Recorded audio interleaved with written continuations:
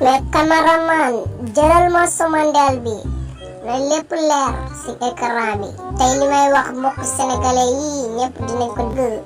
waaw ñu respecté ko.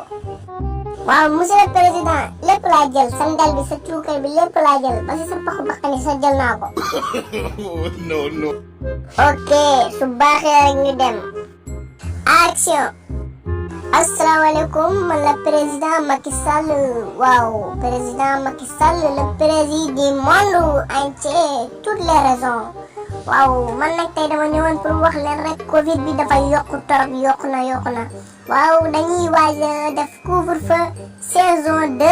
épisode 2 waaw boobu la ñuy waaj def couvre-feu saison 2 épisode 2 waaw inshallah du yàgg nag ñu activer ko waaw fii ak suba rek dañ koy activer 20h ba 6h du matin waaw pour ñu déggul français 8h si guddi ba 6h du matin waaw leer na waaw loolay information yi démb rek saa nit dee nañ suba nag xam naa man dama siy topp deewaale waaw ndax corona bi dafa lëmbe réew mi lëmbe adduna bi waaw corona bi dafa metti torop xanaa gisoo sama njal bi sax moo ngi commencé leel ndax corona bi génne la ko si dëkk bi. ah lii de moom yàlla bu ko yàlla validé couvre-feu non. lii de dina tar trop si taskimaan yi waaw boo xamante ne day wàcc du am sax dërëm bu mu gis waaw dafa metti trop mais kii du président xama taxaw yóbbaale ko mais kii du monsieur le président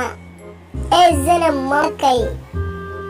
mais président foo jëm nii yow doo fay gratuit la yow doo fay mais président sa laxi nga ne na de war nga koo wàññi nag wàññi ko dégg nga chaque jour ma wax la ko wàññi laxi